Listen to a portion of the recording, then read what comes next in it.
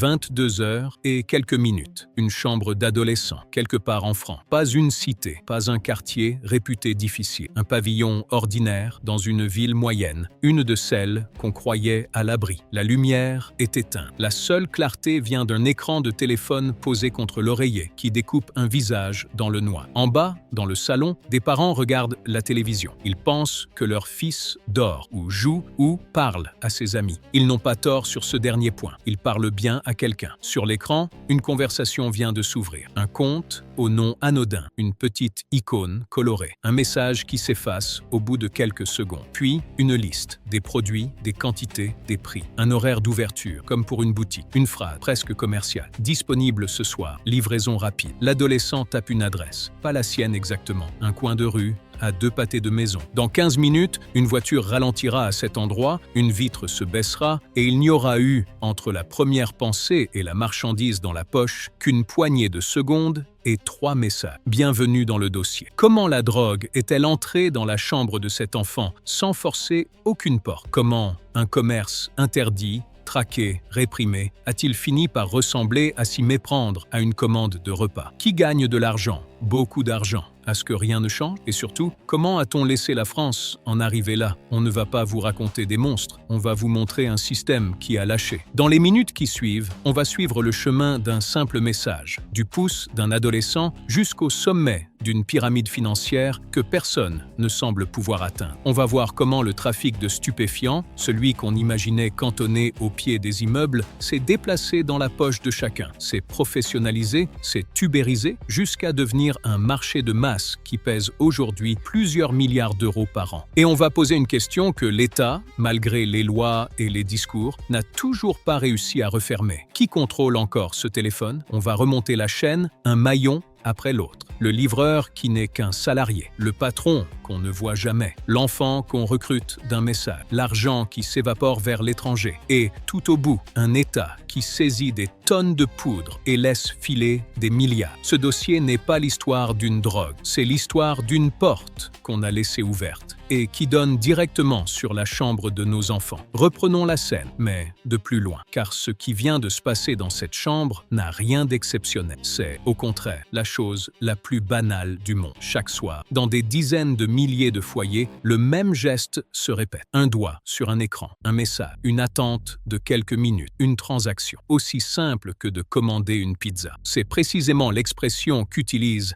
les enquêteurs, les magistrats, les consommateurs eux-mêmes. Ça arrive chez vous comme un plat cuisiné. Les Français ont même trouvé un surnom pour ce service. Ils l'appellent Uber Shit. Le principe tient en une phrase. On se fait livrer de la drogue où l'on veut, quand on veut, dans un délai très court. Le contact se noue sur une messagerie. Snapchat, le plus souvent, parce que c'est là que se trouvent les plus jeunes et parce que les messages s'y effacent. Parfois, Telegram, WhatsApp, Instagram. On indique le produit, la quantité, un lieu. On attend. Un livreur arrive, en scooter, à vélo, en voiture banalisée. Selon les témoignages recueillis par la presse régionale et par les services d'enquête, la transaction dure quelques secondes. Une vitre qui se baisse, un produit qu'on récupère, de l'argent qu'on donne, et chacun reprend son chemin. Si le vendeur estime qu'il y a trop de monde, ou une caméra, il fait faire un tour du pâté de maison à son client avant de le reposer au même endroit. Un balai parfaitement rodé. Ce qui frappe quand on écoute ceux qui utilisent ce service, ce n'est pas la peur, c'est le confort. Un consommateur des environs de Bourges, ouvrier du bâtiment, décrit une routine sans risque. Plus besoin de faire des kilomètres jusqu'à la grande ville, plus besoin de rouler avec de la marchandise sur soi, plus besoin d'attendre au pied d'un immeuble sous le regard des guetteurs. Un simple message suffit. À Besançon, à Dijon, à Marseille, à Perpignan, dans des villages, le constat est identique. La drogue n'est plus un lieu où l'on va, c'est un service qui vient. Et ce service ne connaît plus de géographie. Longtemps, on a cru le trafic prisonnier des grandes métropoles, des quartiers dits sensibles. C'est fini. La gendarmerie observe désormais des trafiquants solidement implantés en ville, comme à la campagne. Un consommateur raconte qu'il lui suffit d'un message pour être livré à un point de rendez-vous dans son village, ou pas très loin, jamais devant chez lui pour ne pas attirer l'œil des voisins. Sur les groupes de discussion, on trouve tous les codes d'un commerce ordinaire, des horaires d'ouverture en semaine et le week-end, une livraison annoncée dans des dizaines de départements. Contacté, un responsable de réseau répond, selon un reportage, qu'un livreur se libère dans un quart d'heure. heures, et qu'en moins d'une heure, il peut couvrir tout un département. On a recouvert le territoire d'un maillage invisible. Les enquêteurs distinguent aujourd'hui deux types de consommateurs. Le premier se déplace encore, par habitude ou par méfiance, jusqu'à un point de vente physique. Le second ne se déplace plus du tout. Il se fait livrer sa dose, parfois ironise une source policière en même temps que sa pizza. Ce second profil est celui qui explose. Un usager le résume d'une phrase qui devrait tous nous arrêter. Ça arrive chez toi comme un fast-food. Ce glissement de vocabulaire n'est pas anodin. Le jour où l'on parle de la cocaïne comme d'un menu à emporter, c'est que la bascule culturelle a déjà eu lieu. Le produit interdit a rejoint dans les têtes le rayon des commodités. Et c'est là que tout bascule. Car tant que la drogue restait un lieu, elle restait,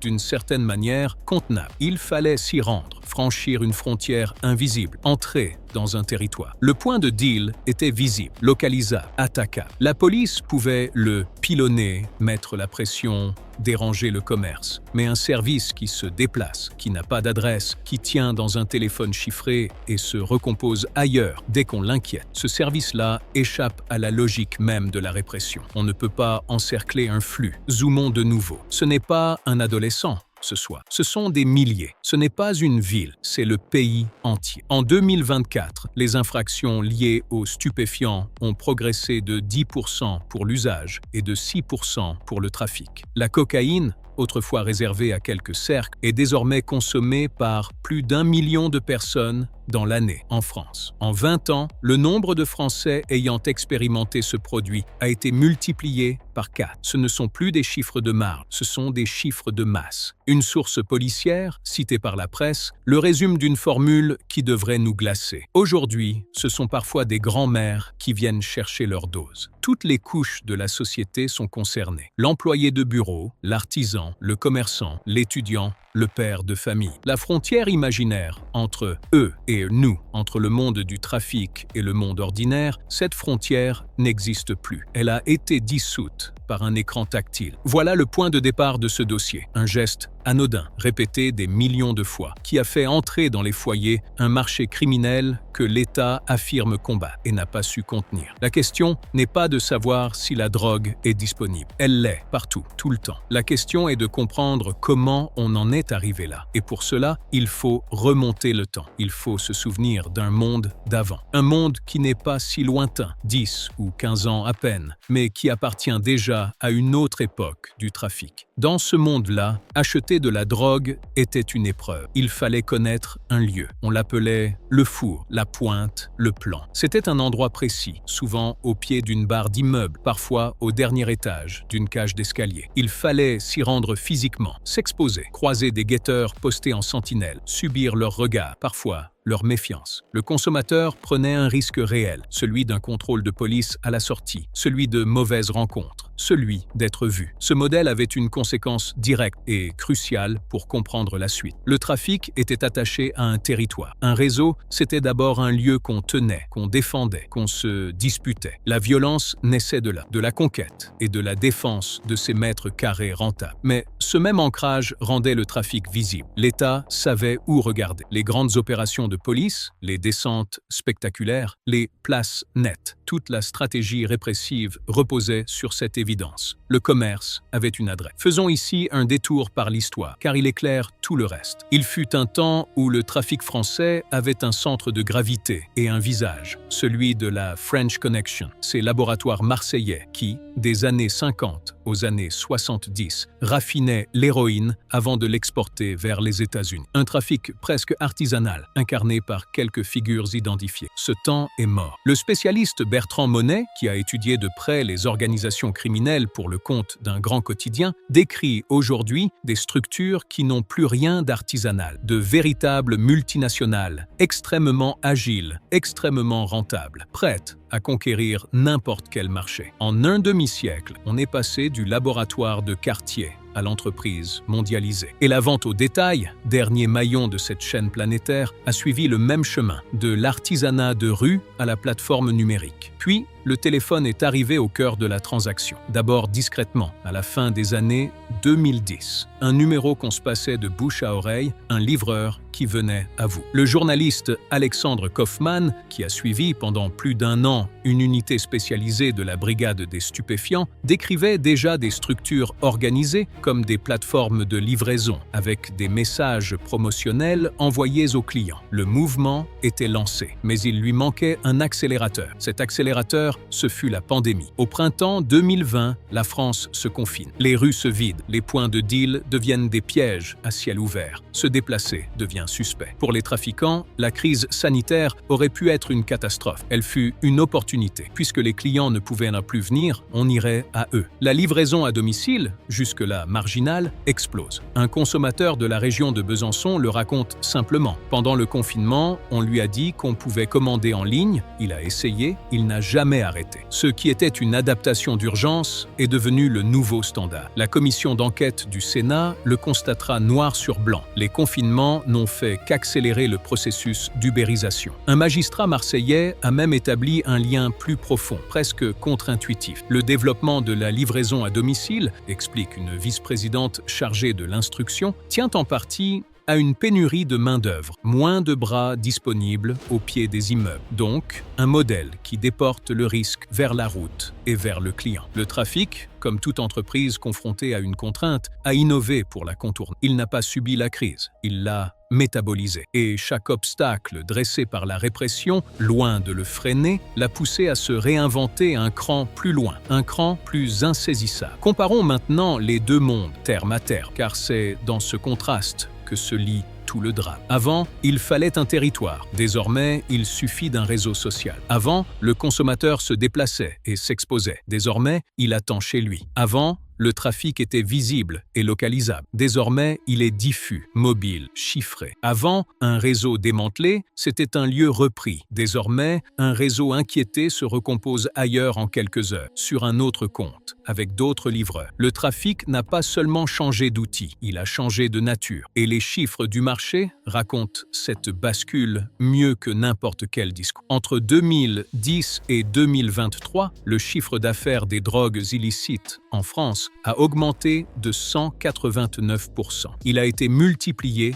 par près de 3. Selon l'estimation de l'Observatoire français des drogues et des tendances addictives, ce marché pesait en 2023 environ 6,8 milliards d'euros en moyenne, dans une fourchette comprise entre 3,8 et 9,7 milliards. Fait nouveau, révélateur de l'époque. La cocaïne, avec 3,1 milliards d'euros, a dépassé le cannabis en valeur. Une drogue longtemps perçue comme un luxe est devenue un produit de grande consommation. Ce qu'on refuse de voir, c'est que cette explosion n'est pas un accident. C'est le résultat logique d'un système qui a fait tomber, un à un, tous les obstacles entre le produit et le client. La distance, supprimée par la livraison. La peur, supprimée par la discrétion. La difficulté, supprimée par la simplicité d'un message. On a industrialisé l'accès à l'interdit. Industrialisé, c'est le mot. Car une industrie, cela suppose des volumes, des cadences, des marges, une clientèle de masse. Le trafic a franchi ce seuil. Il ne vend plus à quelques initiés. Il vend à un pays. Et comme toute industrie parvenue à maturité, il ne recule plus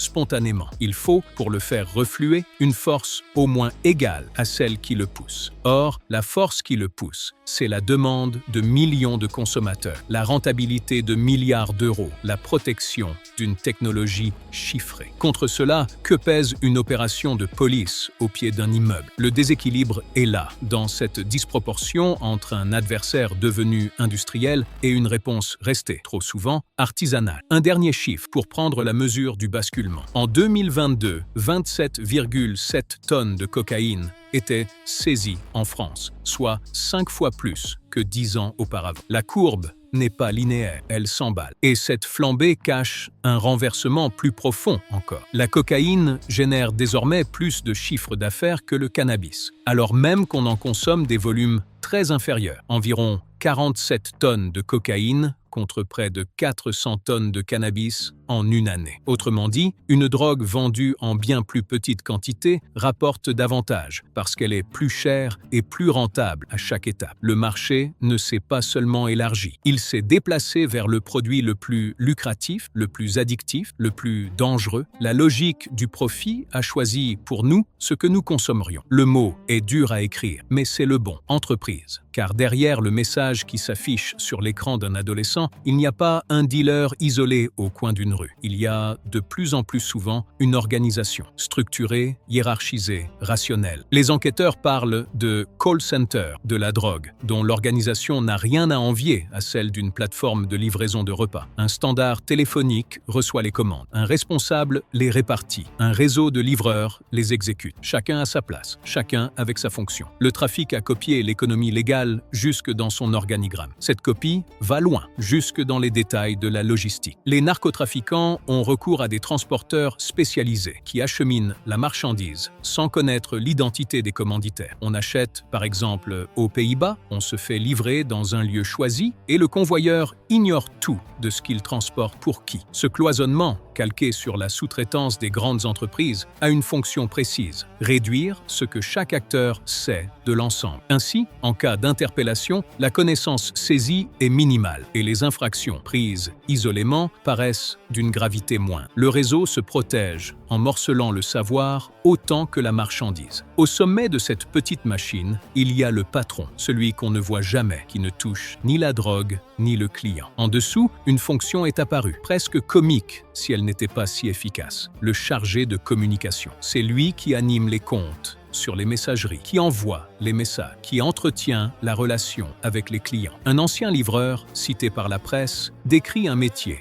où l'on plaisante avec l'acheteur, où l'on casse l'image du dealer de cité, où l'on donne l'impression de parler à un ami. La fidélisation par la convivialité, la technique de vente la plus vieille du monde, appliquée à un produit qui tue. Cette relation n'a rien d'accessoire. Elle est le cœur du modèle. Un client fidélisé, c'est un client qui revient, qui recommande, qui consomme davantage. Alors on tisse du lien, on échange régulièrement sur la messagerie, on plaisante, on prend des nouvelles, jusqu'à donner à l'acheteur l'impression d'avoir affaire à un ami plutôt qu'à un dealer. Un ancien vendeur décrit cette proximité fabriquée comme un avantage décisif. Celui qui parle bien, qui répond vite, qui soigne la relation, capte la clientèle. On est loin de l'image du guetteur menaçant au pied d'une tour. Le nouveau visage du trafic, c'est celui d'un commercial affable, disponible, presque sympathique. Et c'est bien ce qui le rend si efficace. Il a effacé la peur, ce dernier frein qui retenait encore certains consommateurs. On n'a plus peur d'appeler un ami. Vient ensuite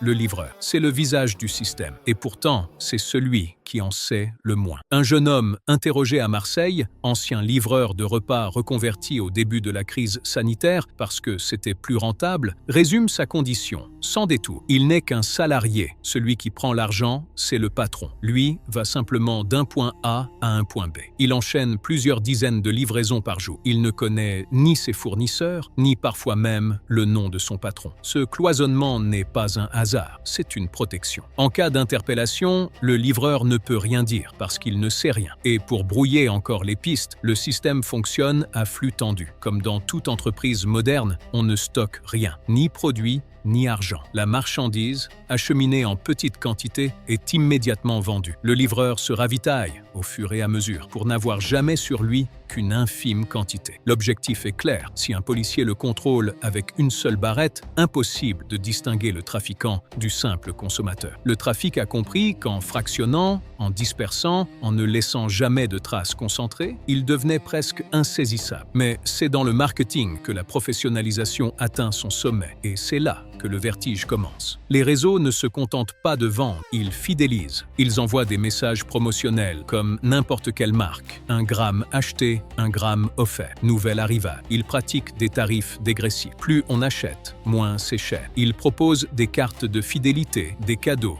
au bout d'un certain montant, un briquet, un objet. Ils assurent un véritable service après-vente. Un pharmacologue et responsable d'un centre de soins parle d'un marketing agressif, d'un engrenage où le consommateur, une fois ferré, est constamment sollicité par des notifications qui ravivent l'envie. La tentation ne dort jamais. Elle est dans sa poche. À côté de ce circuit de proximité prospère un autre canal, plus discret encore, les places de marché du dark web, où les transactions se règlent en crypto-monnaie. On y trouve un catalogue de substances plus large que dans la rue, des produits réputés moins coupés et même des systèmes d'avis clients et de tiers de confiance, comme sur n'importe quel site marchand. Certains de ces espaces sont ouverts, d'autres fermés, exigent d'être cooptés ou de payer un droit d'entrée. Peu importe le canal, la logique est la même. Rendre l'achat aussi fluide, aussi rassurant, aussi normalisé qu'un acte de consommation ordinaire. Effacer, jusque dans l'expérience de l'utilisateur, le sentiment de commettre un délit. Faisons une pause, parce qu'il faut mesurer ce qu'on est en train de décrire. Ce n'est plus un simple trafic, c'est l'application des méthodes les plus abouties du commerce de grande consommation à un produit illégal et dangereux. La commission d'enquête du Sénat a eu un mot juste pour cela. Elle parle de l'extrême rationalité économique des trafiquants. Ces réseaux ne sont pas irrationnels, ils sont au contraire hyper rationnels. Ils optimisent, ils segmentent, ils fidélisent, ils calculent. Et cette rationalité pose une question qui dérange. Si le trafic se comporte comme une entreprise, c'est peut-être parce qu'il évolue dans un environnement qui le lui permet. Une demande abondante et solvable, une répression concentrée sur les symptômes visibles, une technologie qui protège les communications. Un rapport risque-profit qui reste, pour ceux d'en haut, extraordinairement favorable. On ne devient pas une multinationale par hasard. On le devient parce que le terrain est propice. Et ce terrain, c'est nous, notre demande, notre consommation, notre banalisation. La demande, c'est nous, non pas comme excuse, mais comme mesure de l'ampleur du désastre. Qu'est-ce qu'on livre au juste dans cette voiture qui ralentit au coin de la rue? Il faut s'arrêter sur le produit, parce que le produit aussi a changé, et pas dans le sens qu'on croit. On imagine parfois que la banalisation s'accompagne d'un adoucissement, d'une drogue plus légère, plus récréative. C'est l'inverse qui s'est produit. La marchandise qui circule aujourd'hui est plus pure, plus concentrée, plus dangereuse qu'il y a 10 ans. La banalisation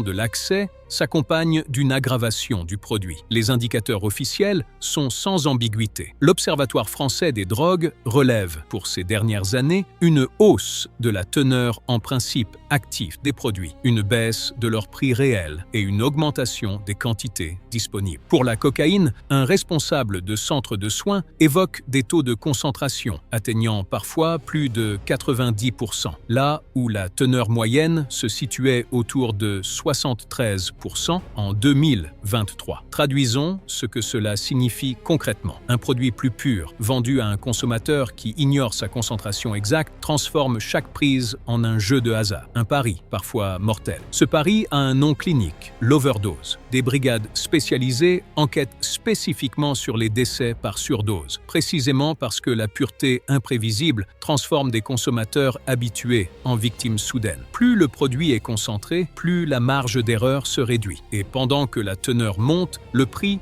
lui, baisse en valeur réelle. Un produit plus fort, moins cher, plus disponible. Dans n'importe quel marché légal, on appellerait cela une offensive commerciale réussie. Ici, chaque point de pureté gagné, chaque euro de prix perdu se traduit en vie fragilisée. Les professionnels de santé parlent d'un véritable tsunami blanc qui submerge le pays, des grandes villes aux villages. Et ce produit plus pur, moins cher, plus accessible, il se répand. En 2024, plus de 50 tonnes de cocaïne ont été saisies en France. Un record en très forte hausse par rapport à l'année précédente. La douane, tous stupéfiants confondus, a intercepté 111 tonnes de produits en 2024, soit une augmentation de 74%. On pourrait croire à une victoire. C'en est une pour les services concernés. Mais ces saisies records ne font pas baisser la disponibilité. Elles témoignent surtout d'un flux tellement massif qu'on en intercepte davantage sans jamais l'assécher. On écope un navire qui prend l'eau de toutes parts. Qui consomme? La réponse, encore une fois, doit nous arracher à nos préjugés. Plus d'1 million de personnes ont consommé de la cocaïne dans l'année en France. Le cannabis, lui, compte près de 5 millions d'usagers dans l'année, dont 900 000 consommateurs quotidiens. Ces chiffres ne dessinent pas une marge de la société. Ils dessinent la société elle-même. Les professionnels de l'addictologie le confirment. Toutes les classes sociales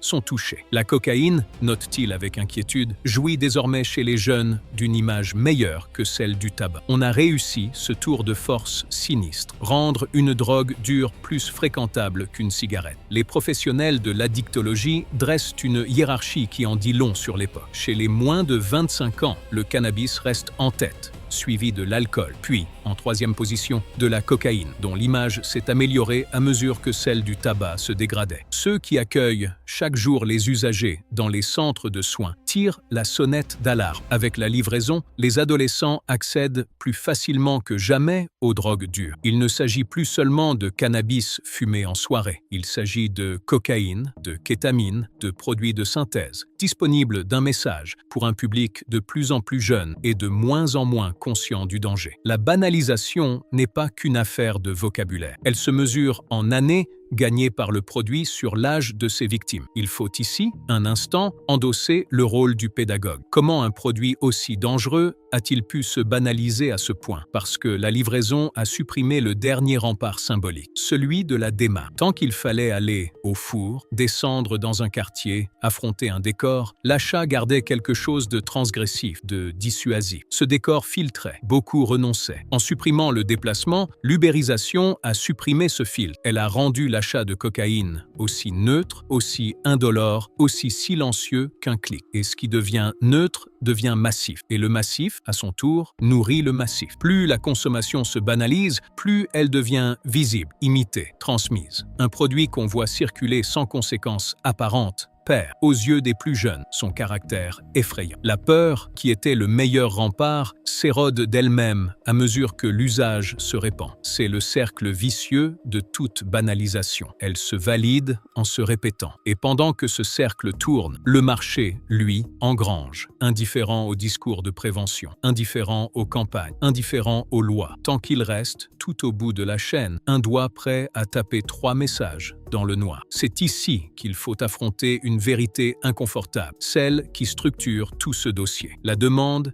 c'est nous. Ce marché de plusieurs milliards ne tient pas grâce à une poignée de criminels. Il tient parce que des millions de consommateurs ordinaires l'alimentent chaque jour, chaque soir, d'un simple message. Le dire, ce n'est pas dédouaner les réseaux. Ce n'est surtout pas une excuse sociale. C'est prendre la mesure de l'engrenage. Un marché de cette taille n'est pas un problème de sécurité isolé dans quelques quartiers. C'est un fait de société total qui a colonisé les foyers, les campagnes, les classes moyennes, les enfants. Je n'étais pas là, dans cette voiture, au moment de la transaction. Mais les chiffres, eux, y étaient. Et les chiffres disent une chose simple. Le produit est plus fort, plus disponible, moins cher, mieux accepté qu'il ne l'a jamais été. Reste une question, la plus douloureuse. Pour qu'il arrive jusqu'à cette voiture, il faut quelqu'un pour le porter. Quelqu'un qui prend le risque à la place de ceux qui empochent l'argent. Et ce quelqu'un, de plus en plus souvent, est un enfant. Il faut maintenant regarder en bas de la pyramide. Tout en bas, là où se trouvent ceux que le trafic appelle, dans son vocabulaire glaçant, les petites mains. Les livreurs, les guetteurs, les transporteurs, les jobbers. Ceux qui portent le produit, qui surveillent, qui exécutent. Ceux qui prennent tous les risques et ne touchent presque rien. Et parmi eux, un profil est devenu, en quelques années, le symptôme le plus alarmant de ce que ce système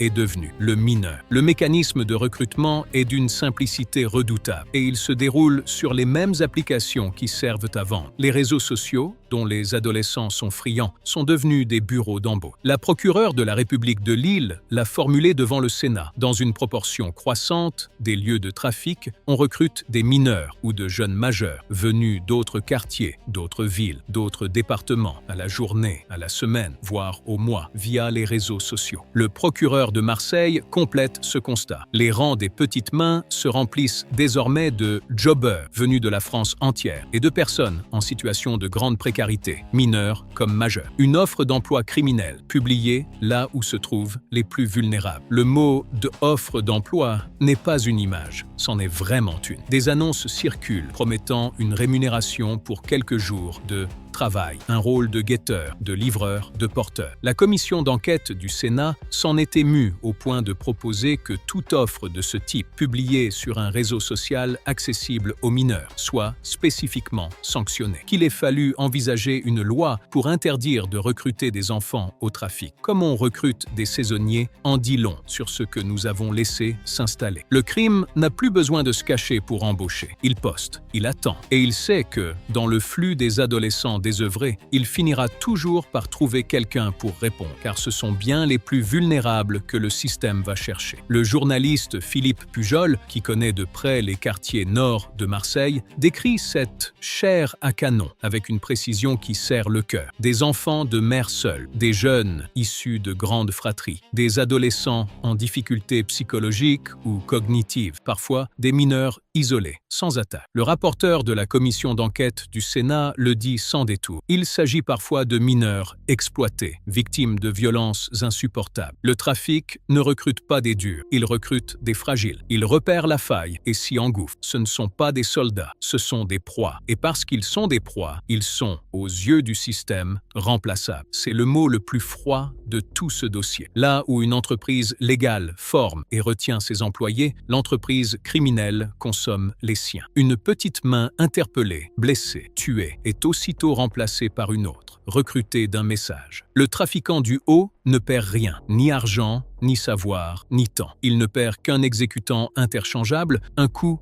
déjà provisionné. Voilà pourquoi arrêter des livreurs, si nécessaire soit-il, ne fait pas reculer le trafic d'un mètre. On retire un pion du plateau et la partie continue, identique, avec un autre enfant à la même place. Pourquoi des enfants? La réponse est comptable et c'est ce qui la rend obscène. Un mineur est inconnu des services de police. Il est déjà présent sur les réseaux sociaux et surtout, il encourt des peines plus légères, souvent des sanctions éducatives. Aux yeux d'une organisation qui calcule tout, l'enfant est un actif à faible risque juridique. Les chiffres traduisent cette dérive. En 2023, 19% des personnes mises en cause pour trafic de stupéfiants étaient mineurs. Certaines n'avaient que 12 ou 13 ans. Des associations décrivent des sollicitations visant des enfants d'âge parfois primaire. On a fait entrer l'enfance dans la comptabilité du crime. Le phénomène est si installé que l'État a dû inventer des dispositifs inédits pour le suivre. Au mois de juin 2025, plusieurs directions de la protection judiciaire de la jeunesse et plusieurs parquets généraux de Paris à Aix-en-Provence ont signé un protocole inédit pour suivre les mineurs franciliens impliqués dans le trafic de stupéfiants dans le sud de la France. Des enfants recrutés dans une région, envoyés commettre l'irréparable dans une autre, à des centaines de kilomètres de tout repère. Ce simple protocole en dit long. Il acte administrativement l'existence d'un marché national de mineurs déplaçables. On ne crée pas une telle procédure pour un phénomène marginal. On la crée quand la marge est devenue la norme. Cette jeunesse enrôlée nourrit une violence dont il faut parler, mais sans jamais la mettre en scène. Car derrière les livraisons feutrées, il y a les règlements de compte entre réseaux concurrents. À Marseille, selon le parquet, on a dénombré une quarantaine de ces homicides liés au trafic sur la seule année 2023. Autant pour cette ville que sur toute la France, quelques années plus tôt. Ce ne sont pas des chiffres de faits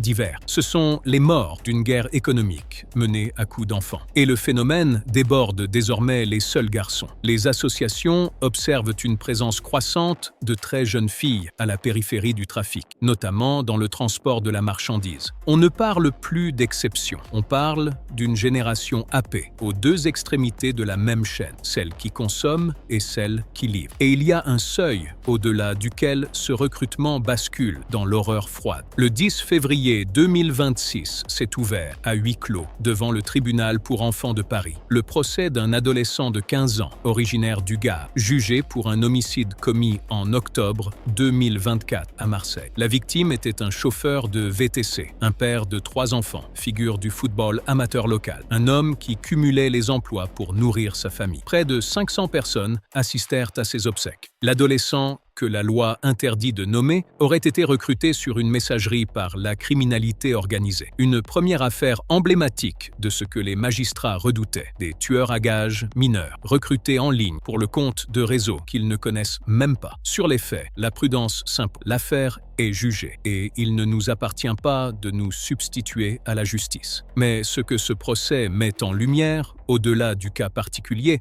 se passe de commentaires. Le procureur de Marseille a parlé d'un ultra-rajeunissement qui l'inquiète. L'activité pénale du tribunal pour enfants de la ville a augmenté de 18% en 2025. Une génération d'enfants happés par une économie criminelle qui les brûle et les jette. Les réquisitions dans ce dossier ont été prises pour la première fois par une juridiction nouvelle, le Parquet national anticriminalité organisée, entré en fonction quelques semaines plus tôt. L'État a créé un parquet spécialisé pour juger des enfants. Que faut-il de plus pour comprendre l'ampleur de la chute? Reconstruisons l'atmosphère, sobrement, sans rien inventer. Un adolescent, quelque part, reçoit un message, une proposition, de l'argent facile, un rôle, une reconnaissance. Il ne voit pas la pyramide au-dessus de lui. Il voit un écran, une promesse et l'illusion d'exister. Ce qui suit allait tout changer pour lui et pour une famille qu'il ne connaissait pas. Voilà la vérité que ce dossier ne peut pas contourner. Ces enfants recrutés comme soldats ne sont pas la preuve de la force du crime. Ils sont la preuve de la faiblesse de tout le reste. La preuve qu'il n'y avait autour d'eux personne pour les protéger ni pour les arrêter à temps. On suit l'argent maintenant parce que la question dès lors qu'un enfant tombe, ne peut plus être seulement qui a appuyé sur la détente. Elle devient à qui profite ce corps au sol. Où va l'argent qui a payé cet enfant? On suit l'argent. C'est la seule boussole qui ne trompe jamais dans ce genre d'affaires. La violence est le symptôme. L'argent est la maladie. Le corps au coin d'une rue, l'overdose dans un appartement, l'enfant en prison, ce sont les manifestations visibles. Mais la mécanique, la vraie, celle qui fait tourner toute la machine, c'est un flux financier. Alors, reprenons le billet que l'adolescent du premier chapitre a tendu par la vitre baissée et suivons-le. Voyons jusqu'où il monte et à quel point il devient, à mesure qu'il s'élève, impossible à saisir. Le billet part du livreur, qui n'en garde presque rien. Il remonte au responsable local, puis au ravitailleur, puis au grossiste, qui achète en gros les cargaisons arrivées par conteneur. Au-dessus encore, l'importateur, celui qui organise l'acheminement depuis les ports. Et tout au sommet, hors d'atteinte, le financier, le broker, celui qui déplace les capitaux sans jamais toucher un gramme. À chaque étage, la connaissance diminue et le profit augmente. Celui d'en bas sait tout du risque et rien de l'argent. Celui d'en haut ne sait rien du risque et tout de l'argent.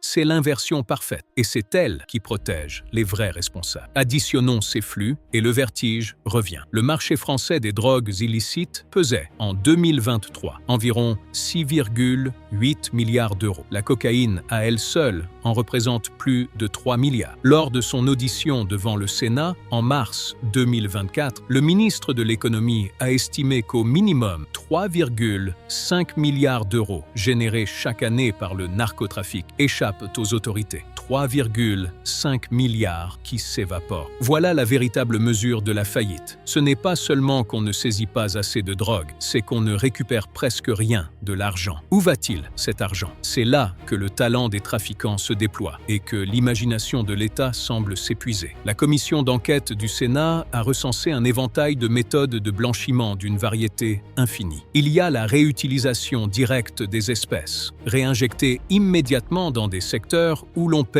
en liquide, sans même passer par une étape de blanchiment. Il y a le blanchiment dit de proximité, dans de petits commerces de façade tenus au nom d'un proche. Un salon d'ongles, un point de restauration rapide, un salon de coiffure. On a vu des call centers de la drogue adossés à une fausse activité de livraison de repas, la pizza servant à la fois de couverture et de lessiveuse. La vitrine légale nettoie l'argent illégal. Ces commerces de façade portent un surnom dans le jargon des enquêteurs, les blanchisseuses. Une supérette, un salon, un point de restauration rapide qui déclare un chiffre d'affaires gonflé par des espèces qui n'ont jamais correspondu à un client réel. L'argent sale entre par la caisse et ressort propre, comptabilisé, imposable, irréprochable en apparence. Le procédé est d'une efficacité redoutable parce qu'il se fond dans le tissu économique ordinaire d'un quartier, d'une rue, d'une ville. Il ne se cache pas dans l'ombre, il se cache dans la lumière, derrière une devanture que chacun croise sans y penser. Et pour les sommes les plus importantes, le blanchiment s'internationalise et se dématérialise. Il y a la hawala, ce système traditionnel de transfert de fonds qui contourne entièrement le circuit bancaire et peut atteindre une grande complexité. Il y a les places financières opaques à l'étranger où l'argent devient très difficilement traçable. Le Sénat a nommément pointé le rôle de Dubaï comme place de blanchiment. Il y a, enfin, les crypto-monnaies et leurs mixeurs, ces services qui brouillent l'origine des fonds jusqu'à la rendre indéchiffrable. À chaque étape, le liquide sale devient un peu plus propre, un peu plus lointain, un peu plus intouchable. Mais l'argent ne se contente pas de se cacher. Il achète. C'est peut-être le danger le plus sournois de tous. La commission d'enquête du Sénat a insisté sur une forme de corruption qu'elle refuse d'appeler de basse intensité, parce que rien n'y est anodin. Un agent qui ferme les yeux sur un conteneur, un maillon administratif qui renseigne, un rouage qui se laisse acheter pour quelques milliers d'euros dans les infrastructures les plus exposées, ports et aéroports. Cette perméabilité humaine devient une faille stratégique. Quand une organisation dispose de milliards, corrompre coûte peu et rapporte gros. L'argent du trafic ne finance pas seulement le trafic, il finance sa propre impunité. Et c'est ainsi qu'un flux financier, parti d'un billet tendu à une vitre de voiture, finit par entamer discrètement l'intégrité même des institutions. Et c'est ici qu'apparaît le grand paradoxe de la lutte. L'État sait, mieux que jamais, saisir de la drogue. Mais saisir de la drogue et saisir de l'argent sont deux métiers différents qui ne mobilisent ni les mêmes compétences, ni les mêmes lois, ni le même temps. Une cargaison interceptée, c'est un coût pour le réseau, mais un coût prévu, absorbé, répercuté. L'argent déjà blanchi, lui, échappe presque entièrement. Faisons une pause de contexte,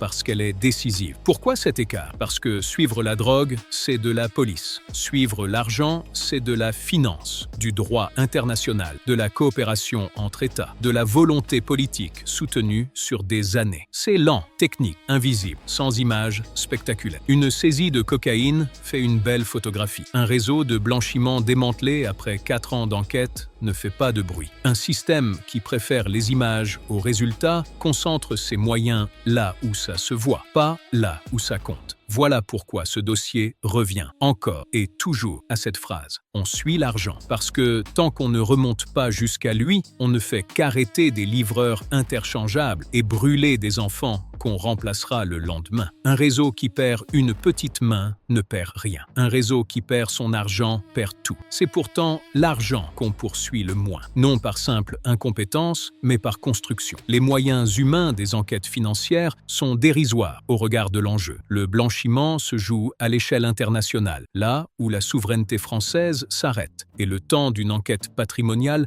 se compte en années, quand celui d'une opération coup de poing se compte en heures et se filme le soir même. Tout, dans l'organisation de l'État, pousse à traiter le symptôme plutôt que la maladie. On a bâti une machine à saisir de la poudre, pas une machine à saisir des fortunes. Et tant qu'il en sera ainsi, les tonnes interceptées ne seront que la partie émergée, spectaculaire et rassurante d'un iceberg financier qui, lui, ne fond pas. Et si, après tant d'années, l'argent continue de couler, c'est qu'il existe, quelque part, un intérêt à ce qu'il coule. La vraie question de ce dossier commence à se dessiner. À qui profite que rien ne change? Face à ce flux, où est l'État? Il faut poser la question frontalement, sans complaisance et sans procès facile. Car les services répressifs ne manquent ni de courage, ni d'engagement. Des policiers, des gendarmes, des douaniers, des magistrats se battent chaque jour avec des moyens comptés contre un adversaire plus riche, plus rapide, plus souple qu'eux. Le problème n'est pas l'absence de volonté sur le terrain. Le problème est structurel. C'est celui d'un État conçu pour un trafic d'hier, confronté à un trafic d'aujourd'hui. Prenons le point le plus criant. Le cœur du trafic ubérisé, c'est la messagerie chiffrée. Or, les enquêteurs n'y ont pas accès. Un policier interrogé sur ce phénomène le reconnaît, désarmé. Ses pouvoirs techniques sont très limités. Il n'a pas accès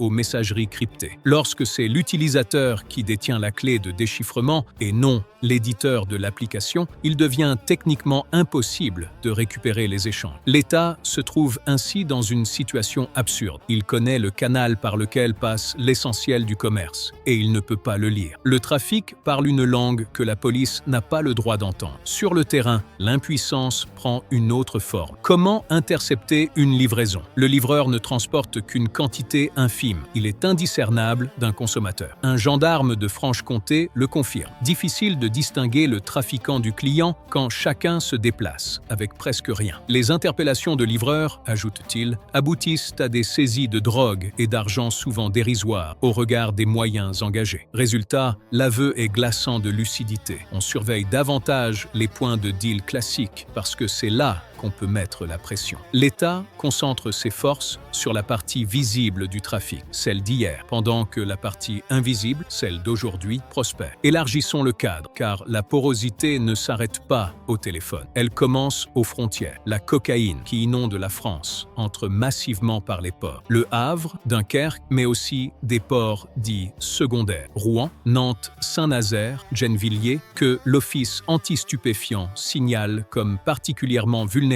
faute de contrôle suffisant. En mars 2025, près de 10 tonnes de cocaïne ont été découvertes dans un seul conteneur en provenance de Guadeloupe. Face aux millions de conteneurs qui transitent, la douane ne peut en fouiller qu'une fraction. Le port est une passoire et tout le monde le sait. Le phénomène gagne même des territoires qu'on n'attendait pas. Dans les Pyrénées-Orientales, un procureur a pu décrire son département comme un nouveau point d'entrée de la cocaïne en France, signe que les routes se multiplient et se déplacent plus vite que les contrôles. Face à cela, l'État tente de colmater. Criblage régulier des agents des zones sensibles, points de signalement, enquêtes administratives dans les services portuaires. Mais on colmate toujours après. Les trafiquants, eux, ont déjà repéré la brèche suivante. Un port secondaire moins surveillé, une baie discrète, une route que personne ne regarde. C'est le propre d'un flux. Il épouse le relief des failles. Là où le contrôle faiblit, il s'engouffre. Et il y a, dans un pays entier, infiniment plus de failles qu'il n'y a de douaniers pour les combler. La voie maritime n'est pas la seule brèche. Par les airs, des mules transportent la drogue dissimulée dans leurs bagages ou à même leur corps. En 2024, 1640 d'entre elles ont été interpellées sur le territoire français. Chacune n'est qu'un fil du filet, un porteur sacrifiable de plus. Là encore, la logique est celle du nombre. On peut en arrêter des centaines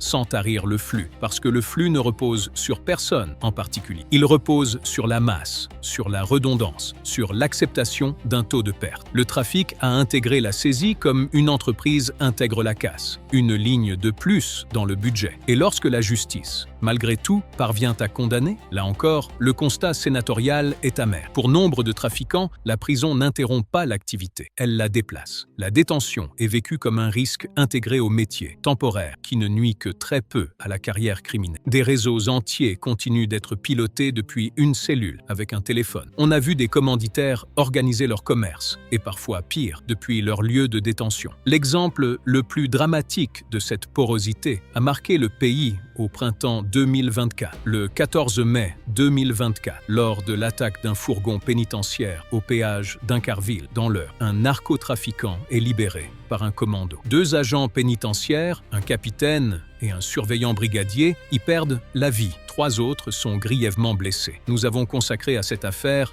un dossier entier. Elle rappelle que le fil qui relie un détenu à son réseau ne se coupe pas avec des barreaux et que l'administration pénitentiaire est devenue, elle aussi, une frontière poreuse. Dressons le tableau d'ensemble. 3000 points de deal recensés dans le pays. Une drogue disponible partout, tout le temps, en ville comme dans les villages. Des messageries illisibles pour la police. Des livraisons insaisissables. Des ports poreux. Des prisons perméables. Un argent qui s'évapore par milliards. La commission d'enquête du Sénat a résumé cette situation par un seul mot. Un mot qui dit tout. Submersion. Non plus un trafic qu'on contient, mais une marée qui recouvre. Et une marée, on ne l'arrête pas en arrêtant quelques nageurs. Les grandes opérations de police, ces places nettes, médiatisées à grand renfort de caméras, illustrent cette impasse. Utile, saluée par les riverains excédés, elle mobilise des moyens considérables pour des saisies que les sénateurs eux-mêmes ont qualifiées de modestes au regard de l'effort engagé. On nettoie un point de deal aujourd'hui. Il rouvre demain ou se déplace dans un téléphone. On soigne le symptôme visible, on rassure l'opinion et on laisse intacte la structure. La commission d'enquête a été explicite. Il faut cesser de limiter la lutte à des opérations d'ordre public et frapper enfin le haut du spectre. Frapper là où se trouve l'argent, pas seulement là où se trouvent les caméras. Un État qui ne contrôle plus plus son territoire, ne contrôle plus rien. Voilà la phrase qui hante ce chapitre. Elle n'est pas un slogan, elle est une description. Pour saisir ce que submersion veut dire, il faut une image concrète. Des millions de conteneurs transitent chaque année par les grands ports français. Les douaniers, malgré leur engagement, ne peuvent en ouvrir qu'une part infime. Fouiller davantage, ce serait paralyser le commerce légal dont vit le pays. Les trafiquants le savent et ils jouent précisément de cette contrainte. Ils noient quelques cargaisons de poison dans un océan de marchandises licites, misant sur la probabilité écrasante de passer. Ce n'est pas un défaut de zèle, c'est une équation impossible. On demande à quelques milliers d'agents de filtrer un flux mondial conçu pour ne pas l'être. Tant qu'on n'aura pas changé les termes de cette équation, aucune saisie record ne fera reculer la marée. Il faut être juste. L'État n'est pas resté immobile. Face au constat de submersion, une réponse est venue et elle est réelle. Le 14 mai 2024, la commission d'enquête du Sénat a rendu son rapport, adopté à l'unanimité, sous un titre qui sonnait comme un cri. Un nécessaire sursaut, sortir du piège du narcotrafic. 35 propositions, un diagnostic sans concession sur une réponse publique qui manquait, selon les sénateurs eux-mêmes, de moyens, de lucidité et de cohérence. Pour une fois, le pouvoir législatif regardait le problème en face. De ce rapport est née une loi. Adoptée définitivement le 29 avril 2025, promulguée le 13 juin 2025, la loi visant à sortir la France du piège du narcotrafic constitue le tournant le plus important depuis des décennies. Elle crée un parquet national anticriminalité organisée, entré en fonction le 5 janvier 2026, sur le modèle des parquets nationaux antiterroristes et financiers, pour frapper enfin le haut du spectre, plutôt que de se contenter d'opérations spectaculaires sur le bas. Elle ouvre de nouvelles prisons de haute sécurité à Vendin-le-Vieil, à Condé-sur-Sarthe, pour isoler les trafiquants les plus dangereux et couper le fil qui les relie à leur réseau. La loi s'attaque aussi enfin, au point névralgique que ce dossier a décrit. Elle crée un délit spécifique de recrutement de mineurs, puni de 7 ans d'emprisonnement et de 150 000 € d'amende. Une réponse directe à ces enfants embauchés en ligne. Elle vise les plateformes numériques qui diffusent des contenus liés au trafic et les trafiquants qui recrutent leurs petites mains sur les réseaux sociaux. Elle renforce l'arsenal contre le blanchiment, fermeture administrative des commerces de façade, gel des avoirs, interdiction des mixeurs de crypto-monnaies. Elle crée un statut de repenti pour encourager les dénonciations. Sur le papier, presque tous les verrous que nous avons identifiés sont visés. Le texte va plus loin encore. Il introduit,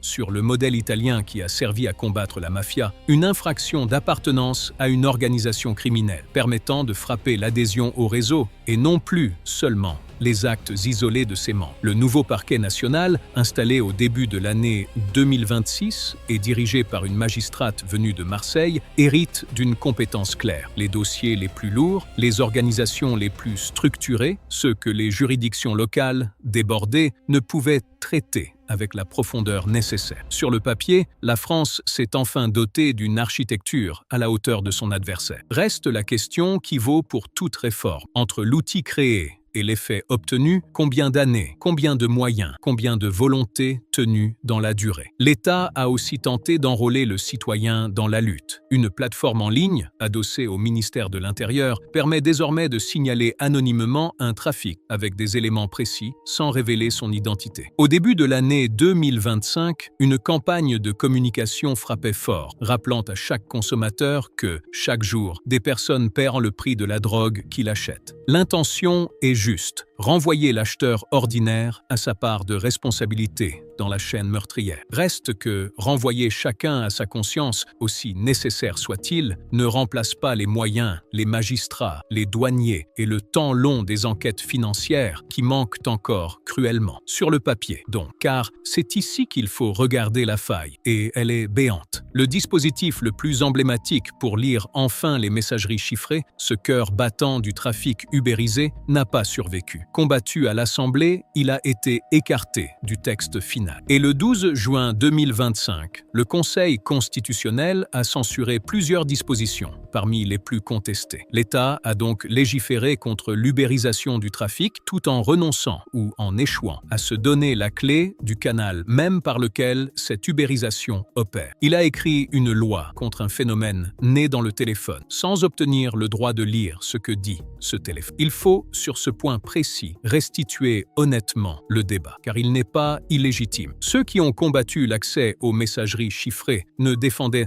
pas les trafiquants. Ils défendaient un principe, qu'un outil capable de lire les conversations privées de tous, au nom de la lutte contre quelques-uns, fait courir à l'ensemble des citoyens un risque pour leur liberté. Des associations de défense des droits, une partie des juristes, ont alerté sur le danger d'une surveillance de masse. C'est une tension réelle, ancienne, entre sécurité et liberté, et aucun pays démocratique ne l'a résolu simplement. On peut penser que l'État a eu tort de reculer, on peut penser qu'il a eu raison de ne pas franchir cette ligne, mais on ne peut pas ignorer que, ce faisant, il a laissé intacte la principale zone d'ombre du trafic. Alors, cette loi suffira-t-elle? Un an après son entrée en vigueur, les premiers bilans sont modestes. Les préfets, il est vrai, ont commencé à se saisir de leur nouveau pouvoir. Plusieurs dizaines de commerces suspectés de blanchiment ont été fermés dans les premiers mois d'application. D'autres procédures sont en cours. Le nouveau parquet national monte en puissance, dossier après dossier, à Paris, à Marseille, à Lille. Ce sont des signaux réels et il serait injuste de les nier. Mais ce sont des signaux, pas encore un renversement. La disponibilité de la drogue, elle, n'a pas reculé. Le prix n'a pas monté. La pureté n'a pas baissé. Les livraisons continuent. Le meilleur indicateur d'une politique publique n'est pas le nombre de ses annonces, mais l'état du marché qu'elle prétend combattre. Et ce marché, pour l'instant, se porte bien. Et c'est bien là que le doute s'installe. On a le sentiment d'un État qui court derrière un phénomène qui a toujours un métro d'avance. Le trafic s'est ubérisé en 5 ans. L'État a mis autant de temps à écrire la loi qui devait y répondre, et il l'a écrite amputée de son outil central. Pendant ce temps, les réseaux ont continué d'innover, de recruter, de livrer, de blanchir. La course n'est pas perdue, mais elle est menée, pour l'instant, avec un temps de retard structurel. Et un temps de retard dans une course contre une entreprise criminelle, ce sont des vies, celles des petites mains, celles des consommateurs, celles peut-être de l'adolescent dont l'écran vient de s'éteindre. Alors, reprenons de la hauteur, une dernière fois, parce que ce dossier n'est pas seulement l'histoire d'une application détournée, c'est l'histoire d'un basculement de civilisation. Nous avons demandé à la technologie de tout rendre plus simple, plus rapide, plus accessible, livré à domicile en un clic. Le crime organisé nous a pris au mot. Il a compris, avant beaucoup d'entreprises légales, que le futur du commerce était dans la poche de chacun. Il a appliqué à la vente de poison les recettes exactes de l'économie de la commodité. Et il a réussi parce que nous étions prêts, comme clients, à accueillir ce confort jusque dans le pied. Sur le plan institutionnel, ce dossier raconte l'histoire d'un État qui a laissé se creuser un décalage. Décalage entre un trafic devenu numérique, mondial, financier, et une réponse restée longtemps territoriale, policière, spectaculaire. On a envoyé des forces pilonner des points de deal pendant que le vrai commerce se déplaçait dans des serveurs et des conteneurs. On a montré des saisies records pendant que les milliards s'évaporaient vers l'étranger et les crypto-monnaies. On a fini par écrire une grande loi, mais en renonçant à l'outil qui aurait ouvert le canal central du trafic. La faillite n'est pas un manque de courage individuel, c'est un défaut de lucidité collective entretenu trop longtemps. Sur le plan économique, la leçon est la plus dérangeante et c'est celle qu'il faut garder. Tant qu'un marché de près de 7 milliards d'euros restera aussi rentable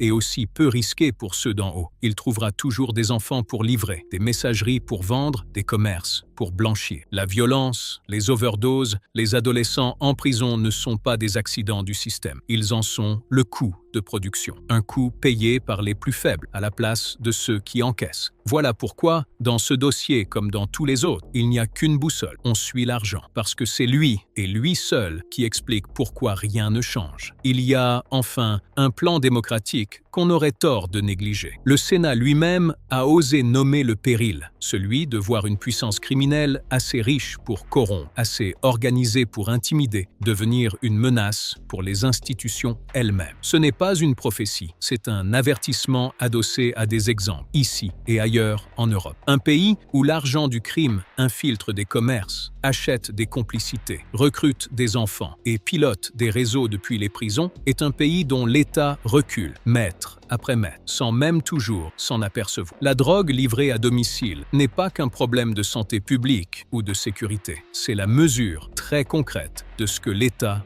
ne tient plus. Reprenons alors les fils de ce dossier, un à un. Un adolescent commande sans effort dans sa chambre. Un livreur, à peine plus âgé, exécute sans savoir. Un patron encaisse sans jamais se salir les mains. Un argent file vers l'étranger sans laisser de traces. Et un État légifère avec un temps de retard en s'interdisant lui-même de lire le canal du trafic. Chacun de ces maillons, pris isolément, semble presque anodin. C'est leur addition qui compose le désastre. Personne, à aucun étage, ne se vit comme le responsable du tout. Et c'est précisément ainsi qu'un système lâche, non par la volonté d'un monstre, mais par l'accumulation de renoncements ordinaires à chaque échelon, jusqu'à ce que plus personne ne tienne la porte. Et sur le plan humain, enfin, il reste ce visage dans le noir, celui du premier chapitre. Un adolescent qui commande sa dose comme un repas, sans mesurer qu'à l'autre bout du fil se tient une machine qui recrutera peut-être un autre enfant, à peine plus âgé que lui, pour la lui apporter. Deux enfants, aux deux bouts d'un même écran, pris dans un engrenage qu'aucun des deux n'a construit et dont ni l'un ni l'autre ne verra jamais le sommet. Comment a-t-on laissé la France en arriver là? Comment a-t-on laissé la drogue franchir la dernière porte, celle des chambres d'enfants, sans que rien ni personne ne se dresse en travers? La vraie question n'est pas de savoir quel adolescent a passé la commande, ni quel autre l'a livré. C'est à qui profite que rien ne change? À qui profite ce marché qu'on dit combattre depuis des décennies et qui n'a jamais été aussi florissant? Dites-le moi en commentaire. Non pas pour accuser un groupe, une origine, un quartier, le poison ne vient pas d'un peuple, il vient d'un système qu'on a laissé faire. Mais pour nommer ensemble les intérêts, les renoncements et les lâchetés qui font qu'aujourd'hui encore, dans une chambre, un écran s'allume. Si ce dossier vous a fait voir l'ampleur du problème, soutenez la chaîne, un like, un abonnement. Partager, c'est permettre à plus de gens de comprendre comment fonctionne la machine et pourquoi les réponses toutes faites, celles qui désignent des coupables faciles, nous font perdre le vrai combat. Ici, on n'enquête pas sur des monstres, on démonte un système qui a lâché. Le prochain dossier suivra cette même route, en sens inverse. Nous remonterons jusqu'à la porte d'entrée, ces ports européens par lesquels des tonnes de cocaïne franchissent nos frontières, sous le regard débordé de la douane. Car pour comprendre l'écran allumé dans une chambre, il faut d'abord comprendre le conteneur ouvert sur un quai. À très vite dans le prochain dossier.